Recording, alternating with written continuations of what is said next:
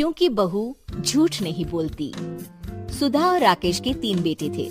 शादी के बाद तीनों माँ बाप से दूर रहते और सिर्फ त्योहारों में आते। माँ जी, पिताजी, अगली बार आप लोग हमारे घर आइएगा। अरे नहीं बहू, सब यही आ जाते हैं तो घर खिला खिला लगता है। हाँ बहू, तू हमेशा बुलाती है तो जरूर आएंगे तेरे पास भी। हाँ हाँ, दीदी का घर बड़ा जो है, सब कुछ आपने शादी के बाद दीदी को ही तो दे दिया था। हमें भी दिया होता तो हम भी बड़ा घर लेते। क्यों सुनील? अरे नहीं, पापा ने सबको एक बराबर ही दिया है। छोटी बहू, क्या चाहिए तुम्हें, बोलो। वो आपके सोने की चेन वाली घड़ी है ना, वो अगर आप मुझे, तभी वहाँ मजली बहू भी आ जाती है। और मुझे ना आपका मंगलसूत्र कितना लंबा, सुंदर और भारी भी है। अरे हाँ हाँ, तुम दोनों को ही दूंगी बहू, चिंता न करो। चलो अब खाना लगाओ, खाना खाया जाए। सभी मिलकर खाना खाते हैं कि पड़ोसन आ जाती है। अरे सुधा बहन, थोड़ी चीनी तो देना, घर में शक्कर नहीं है और मेहमान सर पर बैठे हैं। अरे छोटी बहू, चाची को शक्कर तो दे दो। अरे मछली दीदी, आप दे दीजिए ना, मैं यहाँ कम आती हूँ तो मुझे पता ही नहीं है कि सासू माँ सारी चीजें कहाँ रखती है। और तुम ना कौन सा यहाँ रोज शक्कर फाँकने के लिए आती हूँ, मुझे भी नहीं है पता। तभी बड़ी बहू हाथ में चीनी की कटोरी लेकर आती है। चाची, शक्कर आप लोगों का बड़ा सहारा है माँ जी और पिताजी को, वरना हम लोग तो यहाँ रहते ही नहीं। आप जैसे पड़ोसी हैं तो हम निश्चिंत हैं। और जीती रहे बहू, अब तो ये घर पड़ोस कम परिवार ज्यादा लगता है।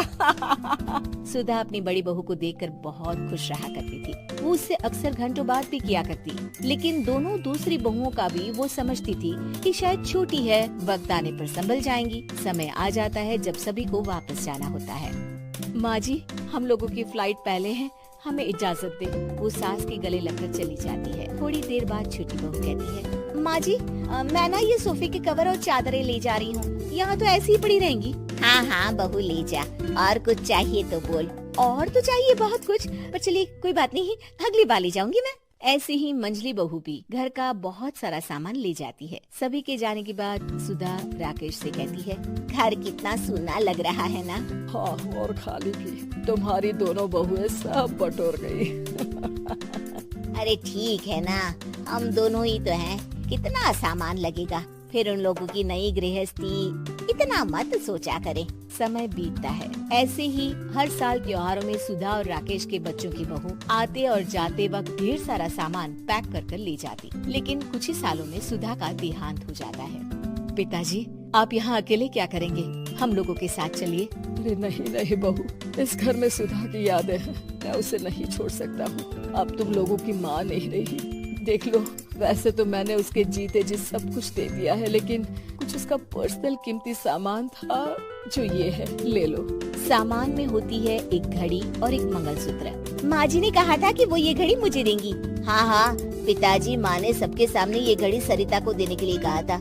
उठा लो सरिता माँ की घड़ी। अब क्या था, छोटी बहू फट से घड़ी उठा लेती है। और पिताजी, ये मंगलसूत्र तो माँ ने मुझे ही देने को कहा था, याद है ना? वो सभी की ओर इशारा करती है। तू भी ले ले ये हार बेटा, कोई बात नहीं। मंजली फटाक से हार उठा लेती है। ससुर बड़ी बहू की तरफ देखते हैं। तुझे क्या दूं बेटा? पिताजी, माँ ने एक चीज मेरे लिए भी रखी है। सभी के कान खड़े हो जाते हैं कि आखिर सास ने क्या रखा होगा बड़ी के लिए। अरे माँ जी तो दीदी से प्यार भी ज्यादा ही करती थी, हमेशा उनसे बात किया करती। जरूर कोई बड़ी और अपनी प्रिय चीज दी होगी दीदी को। पर देख लेते हैं ना, वरना तो हम भी बराबर का बंटवारा करेंगे। हाँ, कर लेना बंटवारा। लेकिन बड़ी बहू, बताओ तो, सुधा ने क्या रखा है तुम्हारे लिए? अभी तो हम लोग यही हैं पापा जी, जब जाने लगेंगे तो बता दूंगी। बड़ी बहू के मुंह से ये बात सुनकर बाकी 2 बहुएं सोचने लगती हैं कि आखिर क्या है जो दीदी को सासू माँ देकर गई हैं। दीदी, ऐसा तो नहीं ना कि पूरे घर का आधा हिस्सा माँ बड़ी भाभी को देकर गई हो? तभी वहाँ ससुर आ जाते हैं। नहीं, ऐसा कुछ नहीं है। मकान तो तुम तीनों का बराबर से है। देखो, बड़ी बहू से तुम्हारी सास ज्यादा जुड़ी थी, न जाने क्यों घंटों बात किया करती थी। पता नहीं क्या देकर गई है उसे। और ससुर जी, आपको क्या पता, चालाकी से पूरे घर के पेपर में साइन करवा लिए हो, या फिर कोई छुपा गहना। आखिर मकान पूरा तो आपने सासू माँ के नाम ही कर रखा था ना। अब घर में ये सस्पेंस बन जाता है कि आखिर बड़ी बहू क्या लेकर जाएगी। फिर वो दिन भी आ जाता है जब बड़ी बहू के जाने का समय हो जाता है। बेटा परसों तुम चली जाओगी, बताया नहीं माँ ने तुम्हें क्या दिया। घड़ी और हार जो बेशकीमती था और तुम्हारी सास को सबसे ज्यादा प्रिय था, उसका तो बंटवारा भी हो चुका है। अब तुम्हारी बारी। हाँ पिताजी, आज मैं ये बात बताने ही वाली थी।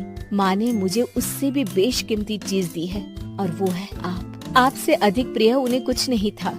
माँ चाहती थी कि आप मेरे साथ रहें।